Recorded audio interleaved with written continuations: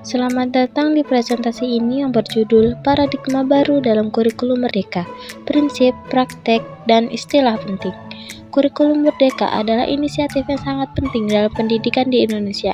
Di sini, kita akan mengeksplorasi bagaimana kurikulum ini memberikan kebebasan belajar kepada siswa, dengan fokus pada pengembangan karakter dan kompetensi mereka. Selanjutnya kita masuk ke petunjuk penggunaan yang dimana ada home, back, dan next. Selanjutnya ada tujuan pembelajaran. Tujuan dari presentasi ini adalah untuk memberikan pemahaman dasar tentang kurikulum merdeka, prinsip-prinsip pembelajaran terkandung di dalamnya, serta istilah penting yang perlu kita ketahui agar bisa menerapkannya secara efektif. Selanjutnya ada profil pengembang atas nama Indra Dwi Febriana, kelas D1 PGMI. Selanjutnya, tanpa berlama-lama, kita langsung masuk ke materi. Materi pertama yang kita bahas yaitu pengertian kurikulum merdeka. Mari kita bahas lebih lanjut tentang kurikulum merdeka. Apa sebenarnya kurikulum merdeka itu? Kurikulum ini merupakan suatu sistem yang memberikan kebebasan kepada pendidik dan siswa dalam proses belajar, di mana materi pembelajaran disesuaikan dengan kebutuhan dan potensi masing-masing. Tujuan utama dari kurikulum merdeka adalah menciptakan ruang yang lebih fleksibel bagi siswa, memungkinkan mereka belajar dengan cara yang relevan bagi diri mereka sendiri. Ini juga mendorong pendidikan lebih personal dan bermakna. Fokus utama dari kurikulum ini adalah pengembangan kompetensi yang berpusat pada siswa, keterampilan abad ke-21, serta nilai-nilai yang ada dalam profil pelajar Pancasila. Sekarang, mari kita bahas mengapa kita perlu memiliki paradigma baru dalam pendidikan. Perubahan kebutuhan zaman sangat mendesak, dunia terus berubah, dan pendidikan harus mampu beradaptasi untuk membekali siswa dengan keterampilan yang relevan, seperti berpikir kreatif, kritis, dan kolaborasi. Dengan memberikan kebebasan belajar kepada siswa, mereka dapat menyesuaikan proses belajar dengan minat dan kebutuhan masing-masing. Hal ini tentunya akan meningkatkan motivasi dan semangat belajar mereka. Selain itu, kurikulum merdeka juga berfokus pada pembelajaran berbasis kompetensi yang menggantikan pendekatan yang hanya berorientasi pada hafalan materi. Dengan pendekatan ini, siswa diharapkan memiliki keterampilan yang nyata dan siap menghadapi dunia kerja. Dalam slide ini, kita akan membahas prinsip-prinsip pembelajaran yang menjadi dasar dari paradigma baru ini. Prinsip pertama adalah siswa sebagai subjek belajar. Di sini, siswa menjadi pusat dari kegiatan belajar. Mereka diajak aktif untuk menemukan solusi dan membuat keputusan belajar sendiri. Sebagai contoh, siswa bisa berpartisipasi dalam proyek atau diskusi kelompok, di mana mereka harus mengeksplorasi dan menyampaikan ide mereka. Prinsip kedua adalah pembelajaran berbasis kompetensi, yang lebih menekankan pada penguasaan keterampilan dibandingkan sekedar pencapaian nilai. Siswa akan dinilai berdasarkan kemampuan yang dapat mereka aplikasikan. Misalnya, mereka belajar melalui simulasi atau praktek langsung, bukan hanya mendengarkan teori.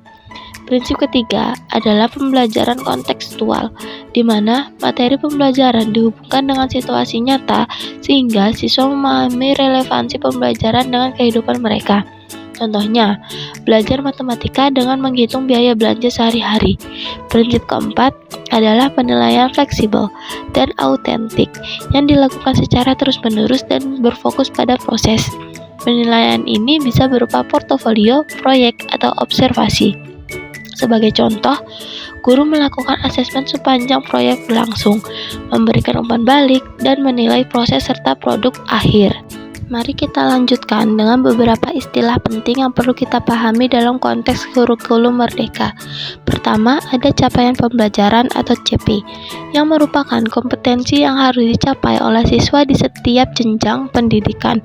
Contohnya, siswa diharapkan mampu membaca dan memahami teks sederhana pada akhir kelas 2. Selanjutnya, ada profil pelajar Pancasila, yang mencerminkan karakter yang ingin dikembangkan pada siswa.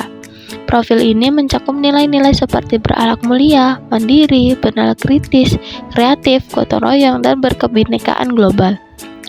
Contoh implementasinya adalah mengajarkan siswa untuk menghargai keberagaman melalui proyek budaya. Kemudian, kita memiliki proyek penguatan profil pelajar Pancasila atau P5, yang merupakan proyek untuk mengembangkan karakter siswa melalui pembelajaran kontekstual. seperti membuat taman sekolah sebagai proyek gotong royong. Ada juga asesmen diagnostik, yaitu penilaian untuk memahami kondisi awal siswa sebelum memulai pembelajaran, seperti tes pembacaan di awal tahun ajaran, dan terakhir ada asesmen formatif dan sumatif. Asesmen formatif dilakukan selama proses belajar untuk memberikan umpan balik, sementara asesmen sumatif dilakukan di akhir untuk mengukur capaian. Pada slide ini, kita akan membahas praktik-praktik pembelajaran yang sesuai dengan paradigma baru. Salah satunya adalah pembelajaran berbasis proyek.